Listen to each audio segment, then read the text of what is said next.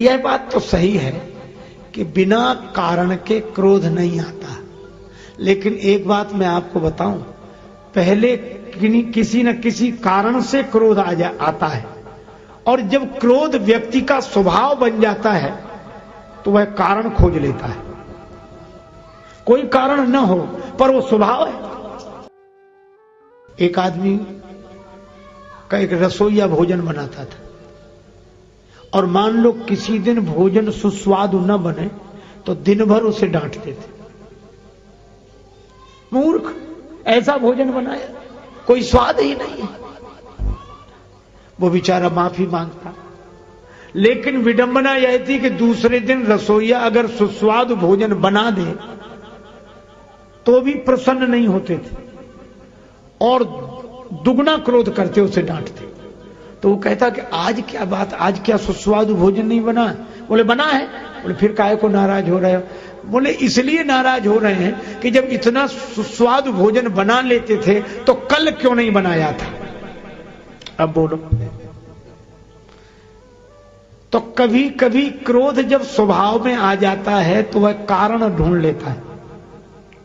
जैसे कृपा करना संत के स्वभाव में आता है, भगवान के स्वभाव में।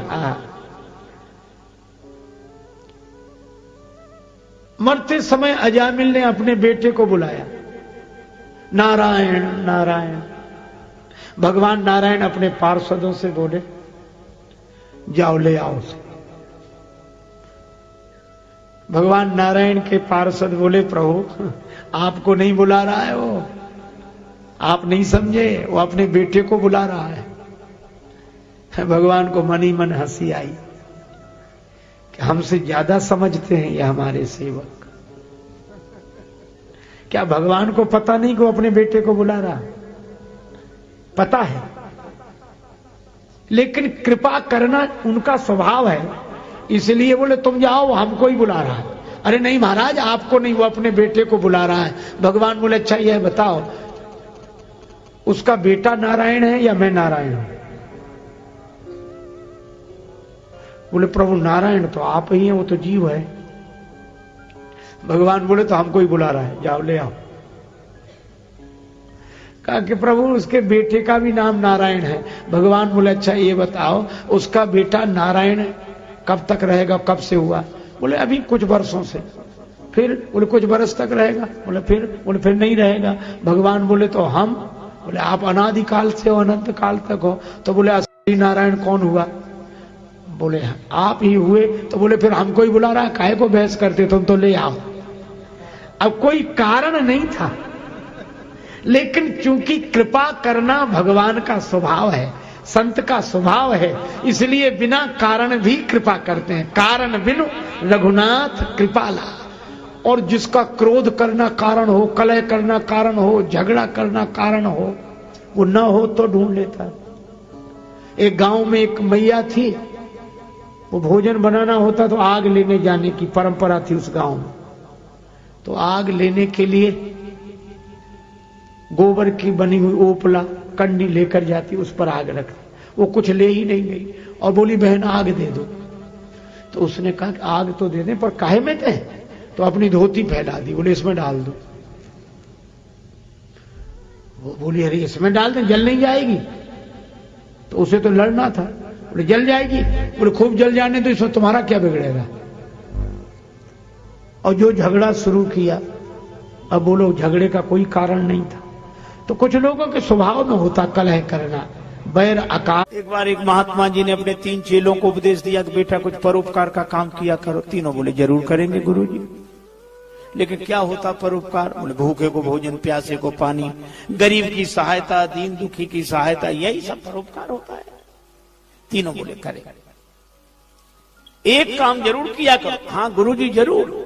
दूसरे दिन शाम को लौटे, कुछ परोपकार का काम किया? हाँ महाराज किया।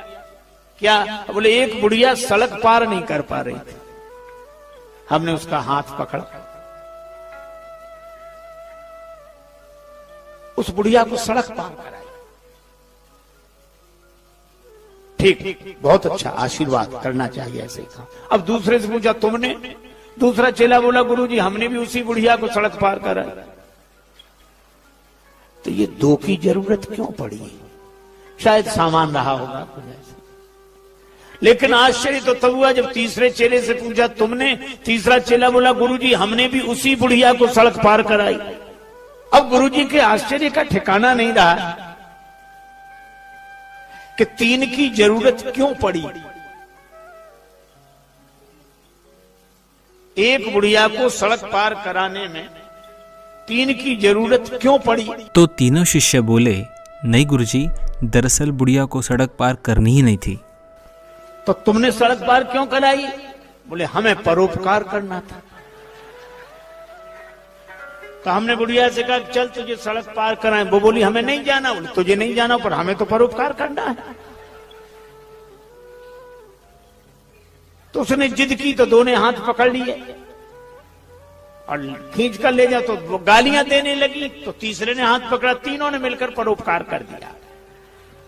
गुरुजी बोले मूर्खो, वो गाली देती रही तो भी तुम्हें समझ में नहीं आया? बोले गुरुजी आप ही तो कहते थे कि अच्छे काम में गाली भी मिले तो परवाह नहीं करना चाहिए, कर देना चाहिए। अब बोलो, ये परोपकार है, ये परिहित है। तो हमने ये कथाएं सुनी स्वामी राजेश्वरानंद जी महाराज द्वारा। बहुत ही सुंदर तरीके से इन कथाओं का वर्णन उन्होंने किया है। उम्मीद है आपको ये कथाएं बहुत पसंद आई होंगी। अगर आपको ये कथाएं पसंद आई हैं तो चैनल को सब्सक्राइब कीजिए, वीडियो को लाइक और शेयर कीजिए, ताकि इस तरह की प्रेरक और हास्य कथाएं हम आपके लिए लेकर आते रहें। आपका बहुत बहुत धन्यवाद।